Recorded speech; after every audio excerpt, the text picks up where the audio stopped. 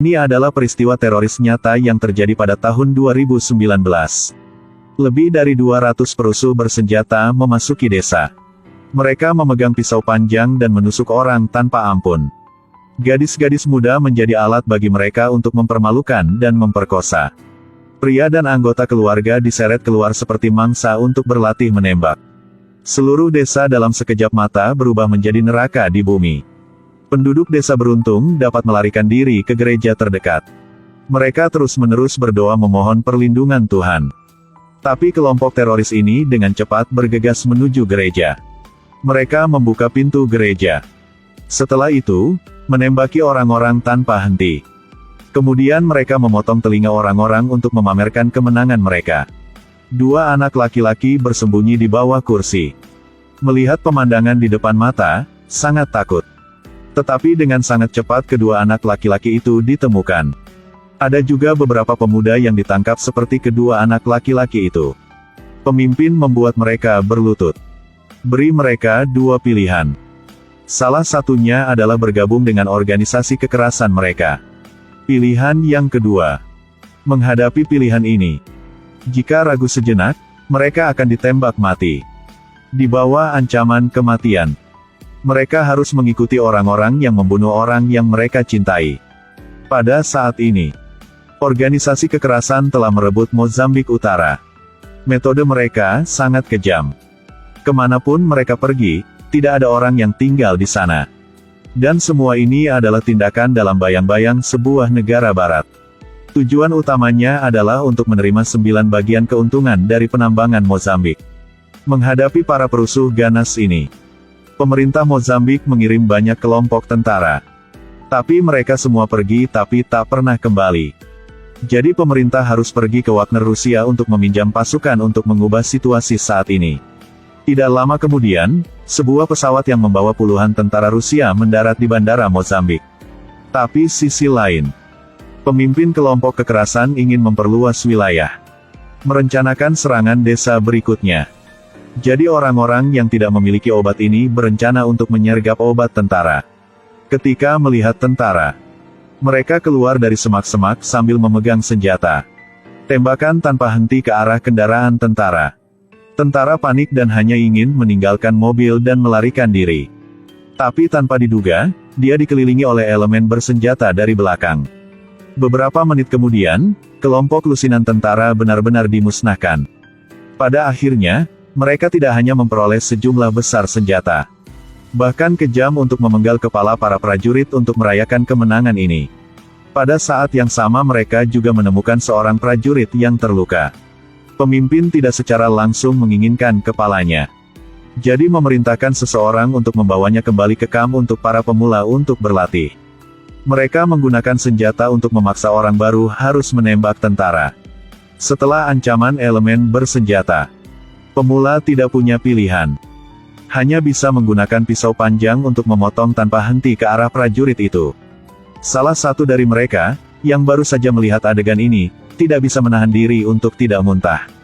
Kemudian dia berbalik dan berlari ke hutan. Kelompok yang hendak menembak dan membunuhnya dihentikan oleh pemimpin.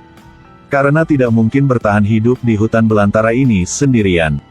Di malam hari, kelompok orang yang tidak memiliki kemanusiaan tersisa memanggang tentara yang mati hari ini. Kemudian paksa orang baru untuk makan. Untuk membuktikan diri mereka seorang prajurit yang memenuhi syarat.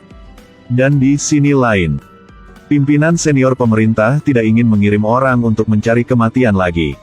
Mereka kemudian meminta pemimpin kelompok infanteri Rusia Senia untuk menghancurkan para perusuh. Selanjutnya, mereka mengatakan bahwa mereka memiliki pertemuan penting dan tidak mungkin mereka pergi dengan tentara Rusia. Senia melihat semuanya dengan jelas dan tidak banyak bicara.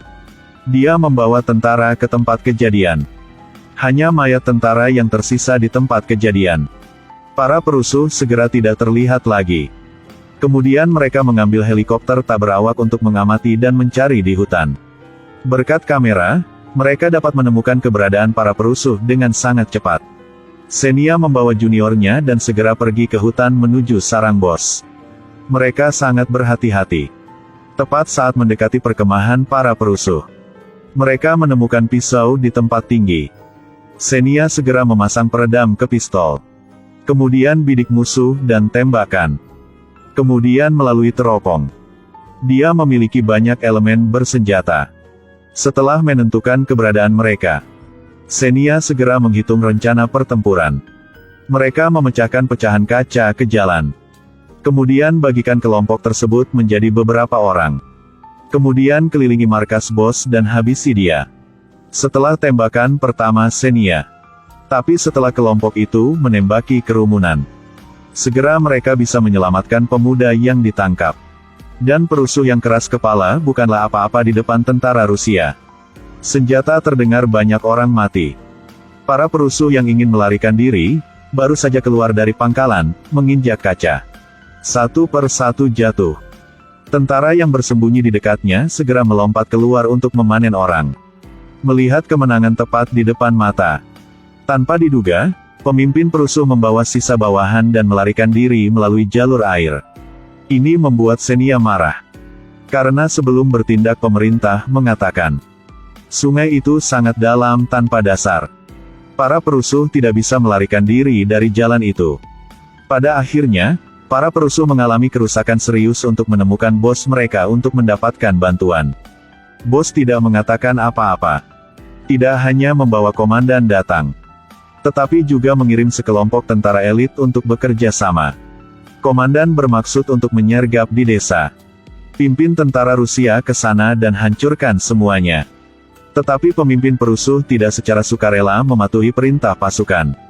Dia membawa bawahan dan bertindak secara independen. Kemudian komandan membakar rumah di desa untuk menarik tentara bayaran Rusia untuk datang. Tapi saat Xenia melihat asap tebal, dia berkata dengan waspada. Ketika mereka sampai di gerbang desa, lihat lagi, tidak ada orang di dalam.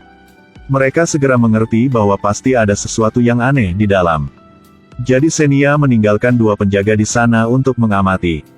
Kemudian berpura-pura membawa seluruh tim dan mundur. Kemudian diam-diam pindah ke belakang desa.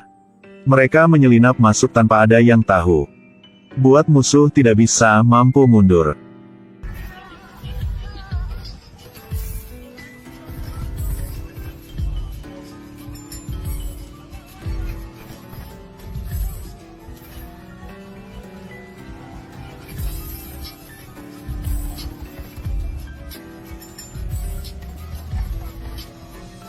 Setelah beberapa saat di bawah koordinasi tentara yang baik, tentara musuh telah dikalahkan. Komandan melihat bahwa situasinya tidak baik.